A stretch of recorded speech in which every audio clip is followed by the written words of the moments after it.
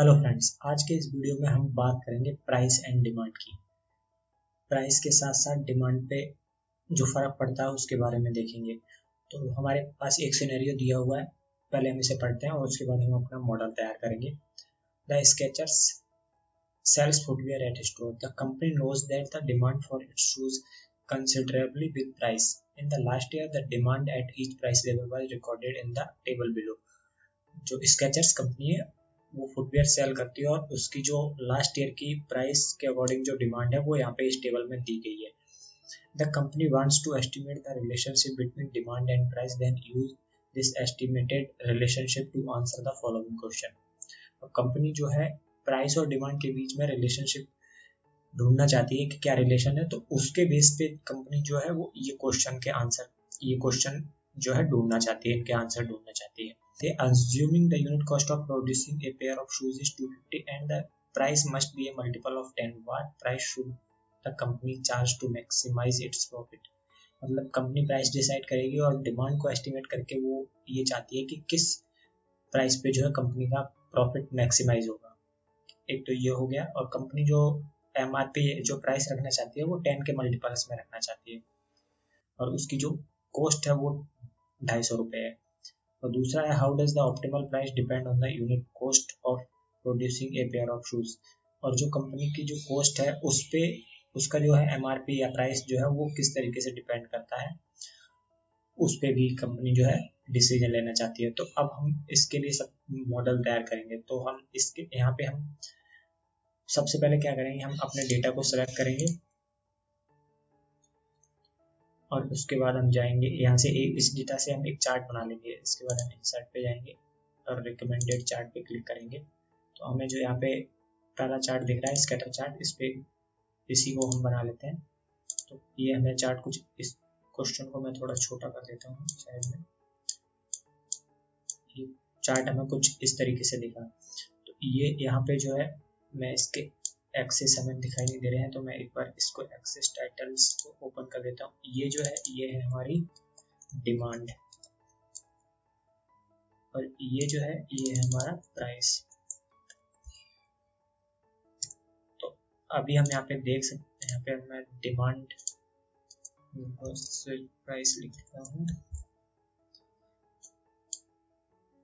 अभी हम जो है यहाँ पे देख सकते हैं कि हमारे जो प्राइस बढ़ने पे डिमांड पे क्या फर्क पड़ता है। जैसे हमारा प्राइस जब 300 है तो हमारी डिमांड जो है वो सबसे ज़्यादा है और 500 पे है हमारी जो डिमांड है कम होती जा रही है। मतलब प्राइस बढ़ने पे जो है डिमांड कम होती जा रही है। तो इसके बीच में ये रिलेशन है। तो अब हम क्या करेंगे, अब हम इसमें जो है चार्ट डिजाइन में जाएंगे और ऐड चार्ट एलिमेंट पे जाएंगे और हम यहाँ पे ट्रेंड लाइन का ऑप्शन यूज करेंगे। तो सबसे पहले मैं जो है यहाँ पे लीनियर ट्रेंड लाइन इसमें दिखाना चाहता हूँ। तो मैं जैसे इस पर क्लिक करूँगा तो यहाँ पे हमारे पास एक लाइन आ गई है। बेसिकली ये लाइन ये है कि ये लाइन एक रिलेशन दिखा रही है डिमांड और प्राइस के बीच में। तो हम वापस चार्ट डिजाइन पे जाएंगे और ऐड चार्ट एलिमेंट में जाएंगे, ट्रेंड लाइन में जाके वो ट्रेंड लाइन ऑप्शंस में जाएंगे। उसके बाद जो है हमें इसके बीच में जो लीनियर का जो हमारा इक्वेशन होती है उसको शो करेंगे यहाँ पे। तो इसके लिए हम क्या करेंगे, डिस्प्ले इक्वेशन ऑन चार्ट। यहाँ पे एक हमें इक्वेशन दिखाई देगी, ये लीनियर इक्वेशन है। इसको मैं थोड़ा बड़ा कर लेता हूँ।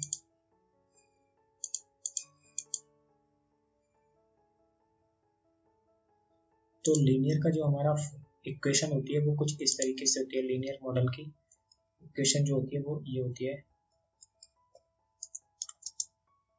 y बराबर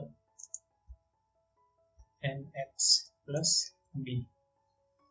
लीनियर मॉडल की जो हमारी इक्वेशन होती है वो ये होती है, y बराबर mx प्लस b। तो यहाँ पे m जो है ये है -35.463 और जो b है वो ये है। तो m यहाँ पे स्लोप होता है हमारा और b जो है हमारा इंटरसेप्ट होता है। तो मैं यहाँ पे लिख लेता हूँ m जो है हमारा स्लोप है जो कि है हमारा -35.463 और b जो है हमारा वो इंटरसेप्ट है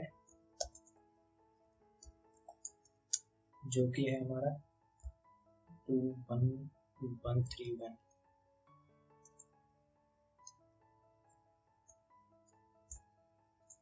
और यहाँ पे x जो है हमारा वेरिएबल है जो कि प्राइस है। इसको मैं मर्ज एंड सेंटर कर देता हूँ और बॉर्डर्स कर देता हूँ। ये तो लीनियर मॉडल में हमारा जो है इनके बीच में क्या रिलेशनशिप है वो आ गया है। इसी तरीके से हमारे पास जो है अलग अलग मॉडल्स हैं यहाँ पे। तो मैं वापस चार्ट डिजाइन पे जाऊंगा, add chart element, trend line में जाऊंगा, मोड ट्रेंड लाइन ऑप्शंस में जाऊंगा।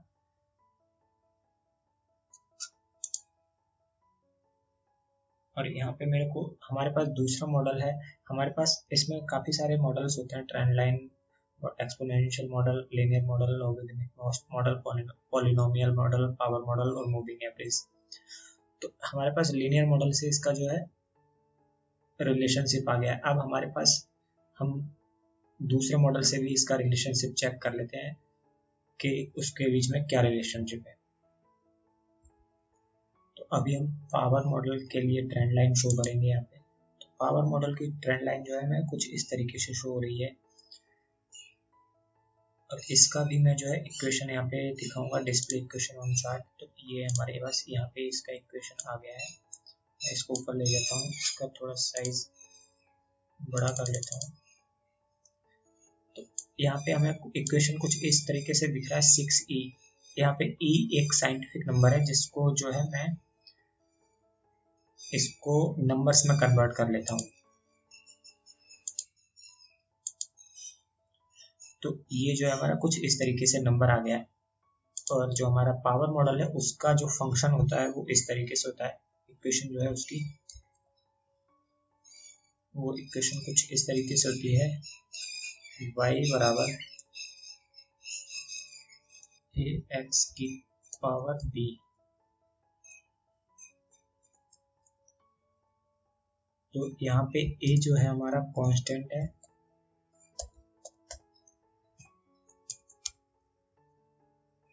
और b जो है वो हमारा एक्सपोनेंट है। इसको भी मैं यहाँ पे लिख लेता हूँ अपनी वैल्यू 587106,420.31। और यहाँ पे जो मेरा b है वो है -1.91।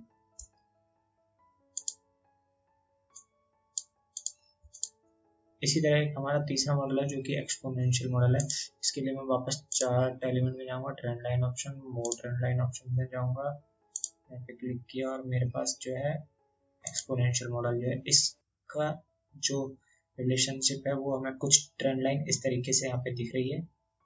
इसका भी मैं जो है डिस्प्ले इक्वेशन करता हूँ। तो इसका जो इक्वेशन है वो कुछ इस तरीके से यहाँ पे दिखेगा हमको।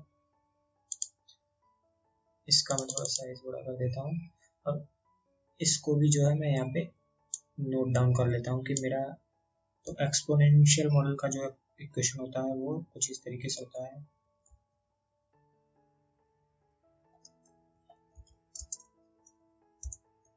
y बराबर a e की पावर bx।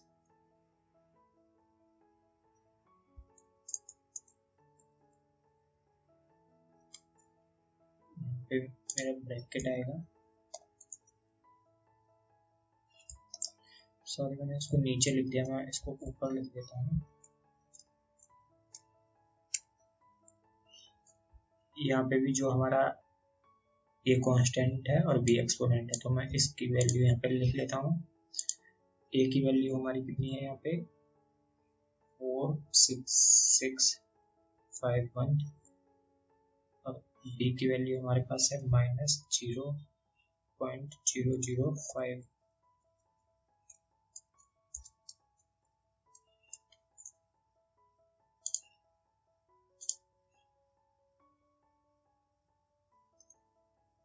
अब हमारे पास यहाँ पे तीनों मॉडल से हमारे पास प्राइस एंड डिमांड के बीच में जो रिलेशनशिप है वो यहाँ पे निकल के आ गई। अब हम तीनों मॉडल से चेक करेंगे कि हमारे पास सबसे एग्जैक्ट मॉडल कौन सा है जो हमें सबसे सटीक डिमांड देता है अलग अलग प्राइस पॉइंट पे।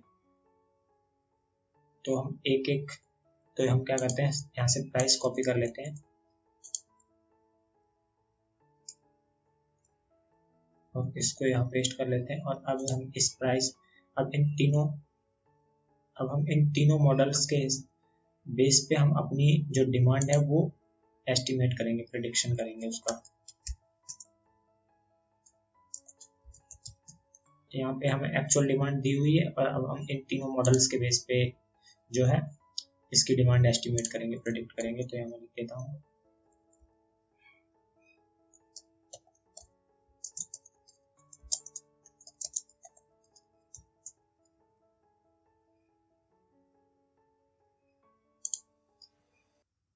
तो यहाँ पे मैं सबसे पहले लीनियर मॉडल पे देखता हूँ और फिर मैं पावर मॉडल पे देखूंगा और फिर मैं एक्सपोनेंशियल मॉडल पे देखूंगा।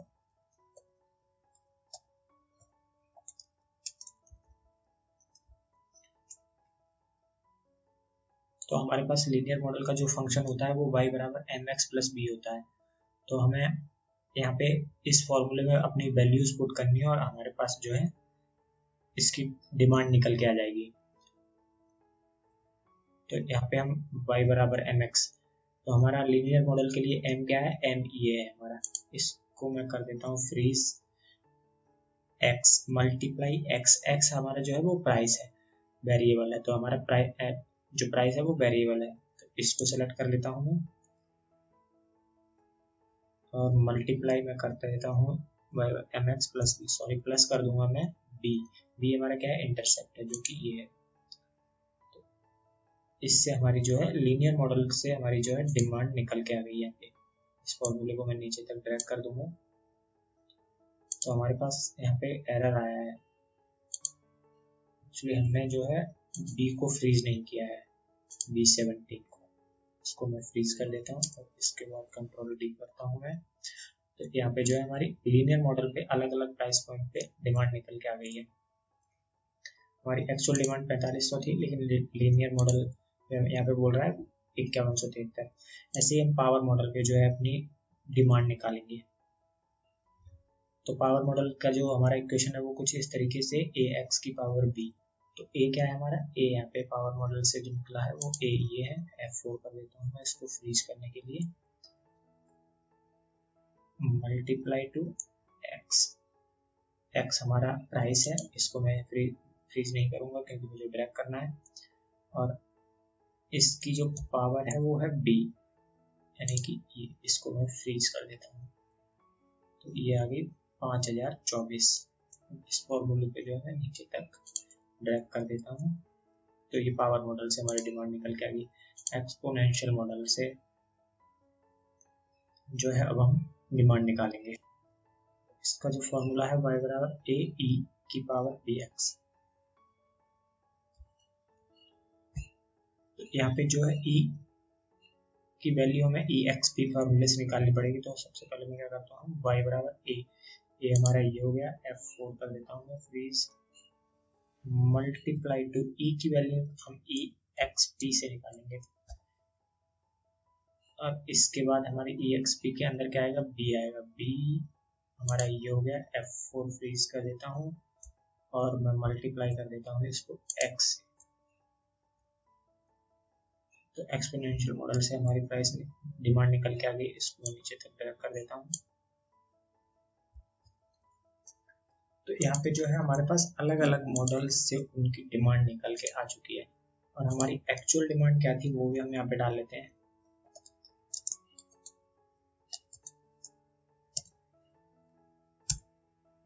तो मैं यहाँ से डायरेक्ट कॉपी पेस्ट ही कर सकता हूँ, इसको मैंने कुछ चेंज तो किया नहीं है सीरीज में, तो मैं यहाँ पे पेस्ट। एक्चुअल डिमांड हमारी यहाँ पे थी और लीनियर मॉडल से डिमांड ये निकल के आई, पावर मॉडल से ये और एक्सपोनेंशियल मॉडल से ये डिमांड निकल के आई है। तो अब हम चेक करेंगे कि हमारे जो मॉडल से डिमांड निकल के आई और एक्चुअल जो डिमांड निकल के आई है उसके बीच में क्या डिफरेंस है। यानी कि हम चेक कर जो एरर हमारा है उसके बीच में वो क्या एरर है।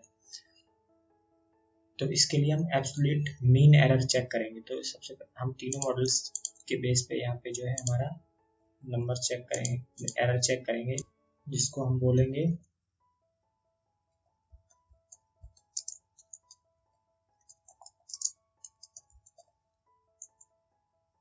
Absolute percent error. तो एब्सोल्यूट परसेंट एरर निकालने के लिए हम क्या करेंगे, हम लीनियर मॉडल का जो डिमांड है उसमें से हमारी एक्चुअल डिमांड को माइनस करके इससे डिवाइड कर देंगे, और इसका जो है हम एब्सोल्यूट नंबर लेंगे, क्योंकि हमें जो एरर परसेंटेज निकालना है वो प्लस में निकालना है। प्लस हमारी जो एरर हो वो प्लस या माइनस किसी में हमें उससे मतलब नहीं, हमें जो हमारा एरर परसेंटेज है वो प्लस में ही निकालना है। तो इसलिए हम इसका एब्सोल्यूट नंबर लेंगे और यहाँ पे हम जो है इसको E23 यानी कि एक्चुअल डिमांड से डिवाइड कर देंगे, तो हमारे पास परसेंटेज आ जाएगा। ये हम सारे मॉडल्स के निकालने के लिए कंट्रोल R, यहाँ पे मैंने किसको फ्रीज नहीं किया है, E23 को फ्रीज नहीं किया है मैंने, इसको फ्रीज कर देता हूँ, कंट्रोल R करता हूँ और कंट्रोल D करता हूँ।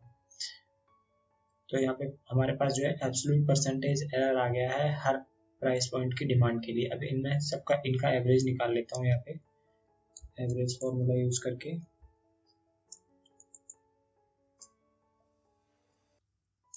तो इसका एवरेज हमारे पास ये आ गया, इसका ये एवरेज हो गया, यहाँ पे मैं लिख देता हूँ एवरेज। तो हम यहाँ पे हमारे पास जो सबसे कम एरर परसेंटेज आया है वो इस वाले का आया है, पावर मॉडल का। तो हम कह सकते हैं कि हम अपनी जो डिमांड को प्रिडिक्ट करने के लिए पावर मॉडल का यूज कर सकते हैं।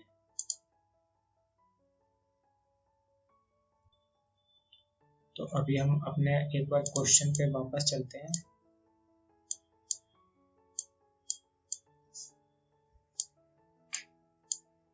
क्वेश्चन कह रहा है, assuming the unit cost of producing a pair of shoes is 250 and the price must be multiple of 10, what price should the company charge to maximize its profit? तो unit का cost हमारे पास क्या है, वो है 250 और हमारे पास जो है सेल प्राइस क्या है,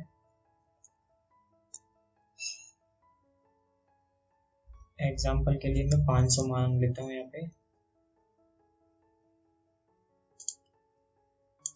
और ये जो है हमारा मल्टीपल ऑफ 10 होगा हमेशा।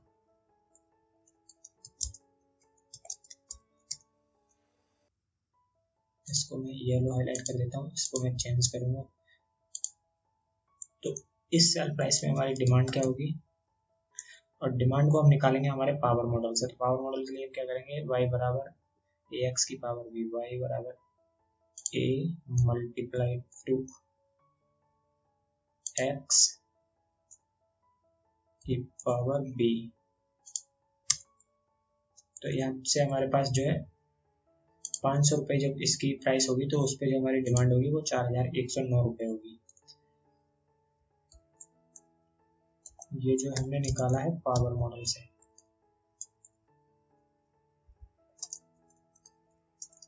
अब हमको बताना है कि कंपनी को क्या प्राइस रखना चाहिए जब उसका जो है प्रॉफिट जो है वो सबसे ज्यादा हो। तो यहाँ पे उसको प्रॉफिट को निकालने के लिए हम क्या करेंगे, सबसे पहले हम हमारी कॉस्ट निकालेंगे। कॉस्ट हमारी क्या होगी, demand is multiplied to unit cost, और हमारी जो रेवेन्यू होगा वो कितना होगा, वो होगा हमारा demand multiply two sale price. तो हमारा प्रॉफिट कितना हो गया, रेवेन्यू माइनस कॉस्ट, ये जो है हमारा प्रॉफिट हो गया। तो अब हमारा जो सेल प्राइस है वो 10 के मल्टीपल्स में है, और हमको अब देखना है कि सबसे ज्यादा जो प्रॉफिट होगा वो किस प्राइस पर होगा। इसके लिए मैं क्या करता हूँ, यहाँ पे एक लिख लेता हूँ प्राइस, और यहाँ पे मेरी डिमांड, सॉरी मेरा प्रॉफिट क्या है। तो यहाँ पे प्रॉफिट के लिए मैं यहाँ पे लिख लेता हूँ मेरा 260 रुपये पे सबसे कम जो कॉस्ट है मेरी 250 है, तो मैं 260 से अगर सेल प्राइस रखता हूँ 270 रखता हूँ, तो इन सब पे मेरी जो है प्रॉफिट क्या क्या होगा वो मैं यहाँ पे लिख लेता हूँ एक बार।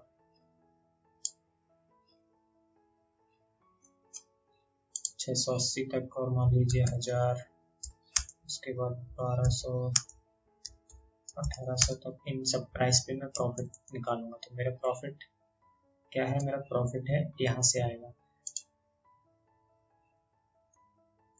इस सेल को हम यहाँ पे रेफरेंस के लिए यूज करेंगे, जैसा कि मैंने पिछले वीडियो में यूज किया था। अब हम यहाँ से जो है व्हाट इफ एनालिसिस के थ्रू इसका जो है अलग अलग प्राइस पे क्या डिमांड होगी वो हम यहाँ पे निकाल के ला सकते हैं। तो सर इसके लिए मैं क्या करूँगा, इस पूरी रेंज को सिलेक्ट करूँगा, डेटा में जाऊँगा, व्हाट इफ एनालिसिस में जाऊँगा, डेटा टेबल में जाऊँगा। यहाँ पे हमें केवल जो है वन वे डेटा टेबल है हमारी, तो यहाँ पे हमारा जो है रॉ इनपुट सेल हमारा ब्लैंक रहेगा और कॉलम इनपुट सेल हमारा क्या है, प्राइस। प्राइस कहाँ पे है हमारा, सेल प्राइस यहाँ पे है। इसको मैं सिलेक्ट करूँगा और ओके प्रेस करूँगा। तो यहाँ पे अलग अलग प्राइस पे हमारा जो प्रॉफिट है वो क्या होगा, वो यहाँ पे हमारा निकल के आ चुका है। तो अब मैं क्या करूँगा, अब मेरे को यहाँ पे सिलेक्ट करना है कि सबसे ज़्यादा प्रॉफिट किस प्राइस पे होगा। तो मैं इसको सिलेक्ट कर लेता हूँ पूरी रेंज को, और यहाँ से मैं इसको हाईलाइट कर लेता हूँ। सबसे ज़्यादा जो है टॉप 10 मैं इसको जो है ग्रीन फिल कर देता हूँ, ग्रीन फिल। तो यहाँ पे जो है हमारे पास निकल के आ चुका है कि 520 पे जो है एमआरपी, अगर सेलिंग प्राइस जो हमारा 520 होगा तो उस पे जो है हमारा सबसे ज़्यादा प्रॉफिट होगा। और अलग अलग तो यहाँ पे जो है पावर मॉडल से इसने डिमांड निकाली, और डिमांड निकालने के बाद जो है हमारा प्रॉफिट जो है एस्टिमेट, तो हम यहाँ पे कंपनी को बता सकते हैं कि जो है 520 रुपये पे जो है हमारा सबसे ज़्यादा प्रॉफिट होगा। अब आगे क्वेश्चन में हमें पूछा गया है कि यूनिट कॉस्ट अगर चेंज होती है तो हमारी जो है प्रॉफिट पे क्या फर्क पड़ेगा। तो हमारे जो है अलग अलग यूनिट कॉस्ट होने पे, अलग अलग सेल प्राइस होने पे हमारे जो है प्रॉफिट क्या होगा। तो उसके लिए मैं क्या करूँगा, यहाँ पे मैं इसी प्राइस रेंज को कॉपी करके नीचे रख लेता हूँ।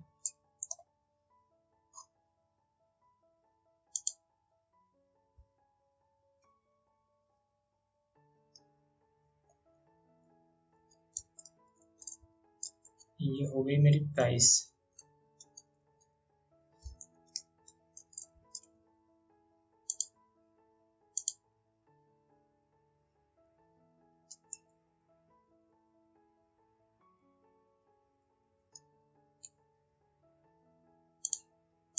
और यहाँ पे मैं मेरी यूनिट कॉस्ट लिख लेता हूँ 250 रुपये, मान लीजिए 300,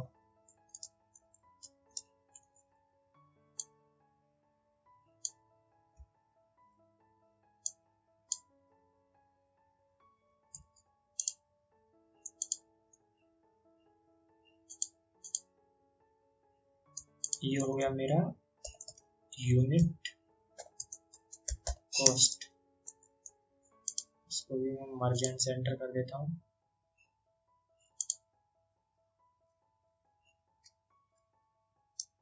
इसको मैं ऑल बॉर्डर्स कर देता हूँ, और यहाँ पे जो है मैं अपने प्रॉफिट को लिंक कर देता हूँ रेफरेंस के तौर पे, जो कि हमारा ये है।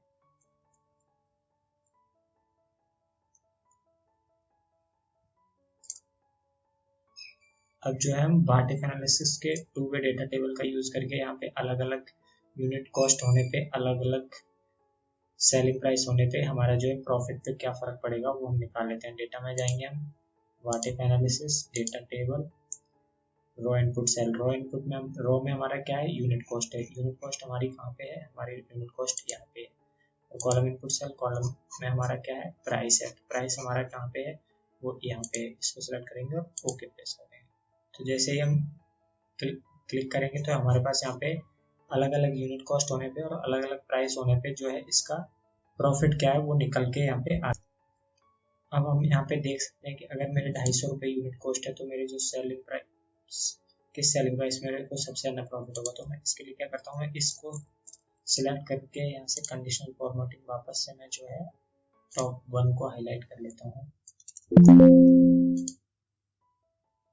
ग्रीन और ओके। तो यहाँ पे मैं देख सकता हूँ कि 520 पे हमारा जो है सबसे ज़्यादा प्रॉफिट होगा। इसको मैं सिलेक्ट करके फॉर्मेट पेंट्री यूज़ करके सारे में हाईलाइट कर देता हूँ, अलग अलग प्राइस पे सब मेरे। अब जैसे जब 300 रुपये हमारी कॉस्ट है तो उस 300 रुपये कॉस्ट होने पे 630 रुपये होने पे सेलिंग प्राइस होने पे हमारा जो है प्रॉफिट है वो सबसे ज़्यादा होगा। इसी तरीके से अलग अलग यूनिट कॉस्ट होने पे ये जो हमारे पास निकल के आ गया है। तो इस तरीके से जो है हम व्हाट इफ एनालिसिस और हमारे जो ट्रेंड लाइन के मॉडल हैं एक्सेल में उनका यूज़ करके अपनी जो है डिमांड को एस्टिमेट कर सकते हैं और उसके बेस पे हम जो है अलग अलग प्राइस होने पे हमारा प्रॉफिट क्या होगा, अलग अलग यूनिट कॉस्ट होने पे हमारे प्रॉफिट पे क्या फ़र्क पड़ेगा वो निकाल सकते हैं। इस वीडियो में हमने जो है अलग अलग 3 मॉडल्स यूज किए हैं, लीनियर मॉडल, पावर मॉडल और एक्सपोनेंशियल मॉडल। यहाँ पे मैंने इस शीट में सारे मॉडल्स के फंक्शन टाइप और उनके बारे में लिखा हुआ है, उनका इक्वेशन क्या होता है। तो इसको जो है मैं लिंक डिस्क्रिप्शन में डाल दूंगा, आप वहाँ से डाउनलोड कर सकते हैं। तो अगर आपको वीडियो पसंद आए तो लाइक, शेयर एंड सब्सक्राइब जरूर कीजिए। Thank you.